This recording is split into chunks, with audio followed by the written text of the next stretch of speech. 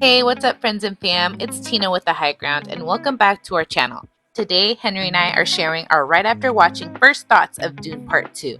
Dune Part 2 explores the epic journey of Paul Atreides as he unites with Chani and the Fremen while on a warpath of revenge against those who destroyed his family. If you haven't already subscribed to our YouTube channel, we'd love to make more friends on here. Now, please enjoy our raw recorded movie review of Dune Part 2. Man, it was a ride. a ride on a sandworm that just didn't let up. Nope. I thought it was beautiful to see. All the flowers to DV, dog. DV, you deserve it. You earned it. Oh my god. You earned it. My goodness, that movie was gorgeous. The close-ups, the mid-shots to like the foreground and background, just a nice little, oh god. The establishing shots, the wide shots, like, damn. They took a little risk with a couple of new like places that we hadn't been to, and it was just visually like, this universe is so grand and I want to know more about it. It's where I'm leaving, and they leave you like that. They leave you feeling like there's way more to come, and you're ready for it. Like, you only know one house plus the Arkan. Like there's way more houses out there. Yeah. There's more planets out there. There's a whole galaxy out there that we might get introduced to in the next movie, because you know there's a next one. On top of the beautiful visuals, the visionary that Dennis is, the writing was phenomenal. Very, very good. Very polished. The Fremen, I feel like that's really where I feel that this movie nailed it, dude. The relationship that Paul has with the Fremen, absolutely, was done so well. And I think that's because it matters so much. I think they really fleshed out that relationship because it changes his life. It changes his perception. It changes how he views his destiny, right? Like, he finds his way with the Fremen and then leads them in the way. Yeah. And like I just said, at the end there with the final kind of duel, see, right, the different paths that someone could have taken, right? The different paths that we could have followed if the cousin was the prophecy, right? Like, imagine if we had followed that guy instead of Paul, you know? Like, it really does, in the end, all come full circle. This is why he was led to the Fremen. This is why this happened. And I think he accepted it in the end. And that's why he went south. Yeah. From the writing, the music, the score, Hans Zimmer, banger after banger. It was so sci-fi, futuresque, but still like very like native. Like, he knew the tone for the moments. He knew how to like really describe the world through the music and those battle freaking the battle scores. The battle scores, oh my god, they hit. Chills. This was crazy good, man. Goosebumps. And hats off to all of the actors in this movie. The cast, absolutely. Phenomenal, everyone. Yeah, absolutely. I'm so impressed. I mean, okay, we've seen Timothée Chalamet already and Zendaya in part 1, right? Yeah. But the newcomers, Austin Butler, Florence Pugh, like Rebecca, we've seen her well. We get a bit of Christopher Walken. Like, there's so many great actors, and they all came out and did their absolute best. I was so impressed with Austin Butler. Because we've seen him already in a couple of things, or you know, and we've seen him with different characters.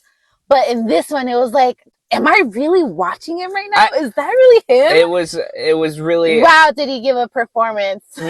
I think it just across the board, man. This movie, it's really hard to explain, just because it's something you have to go and experience. You absolutely do. Yeah. I think this is one that, like, I hardly ever do this, especially for a movie this long, because it's fairly long. It's almost 3 hours. Yeah. But it is an experience. Absolutely. Even the points where it was like a lot of exposition, a lot of just kind of slowly building these relationships, so you can kind of, you know, get a firmer camaraderie and bond between the characters, and you're kind of seeing that, and you feel a part of that too. You do. Till the payoff of the final third, it's just, man, it just really, it culminated so beautifully, and it felt just like, to a point where I was sweating, dude. I didn't want anyone to get hurt. It was just something else, man. Hats off again. The camera, the actors, the costumes. Like, let's give it up to the costumes. Yes, dude. Because, oh my gosh, they were amazing. I loved specifically Florence Pugh. Every time we saw her, it was in a whole other outfit. And every time I was like, damn, dude, that exemplifies like a queen, right? She like an empress in training. Yeah, she gives off this great vibe, not just her acting, but her costumes. And again, the music, the story, all great hits. Oh my gosh.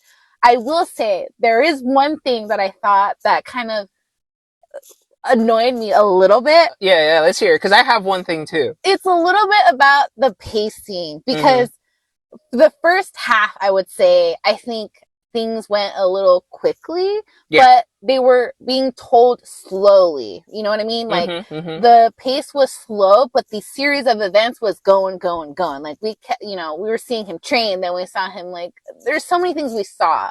Yeah. Just not in a rush. They gave us a good time to follow along. But then towards the end, like the second half, I really felt like things were happening without us being told, which is fine. But I kept asking myself, oh, he did that already? Oh, okay, that happened now. Okay. But that was the one thing that I thought to myself during the theater, where I was like, okay, sure.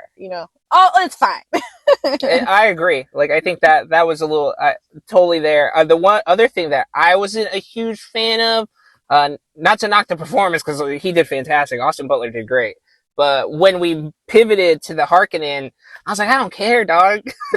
I'm having such a good time with fucking Paul and Fremen, dude, and learning about their culture and like their beliefs, and like you're just seeing this guy's legend grow in front of your eyes, and I just felt more captivated by that. Yeah. And I felt like they just kind of shoehorned in another villain for him to fight, because you're not going to believe him to fight. Yeah, that's a great point. Yeah. But there was a purpose. There was a purpose. There was a purpose in the end. And I even said, like, what's he going to do? That, like, is he just going to get like an unceremonial, like, beheading in the battlefield? But no, I think they did it in a way that it was justifiable for us to get there, but it wasn't my favorite part. And that's probably like the biggest knock I could give it, but I still enjoyed the villain, the performance.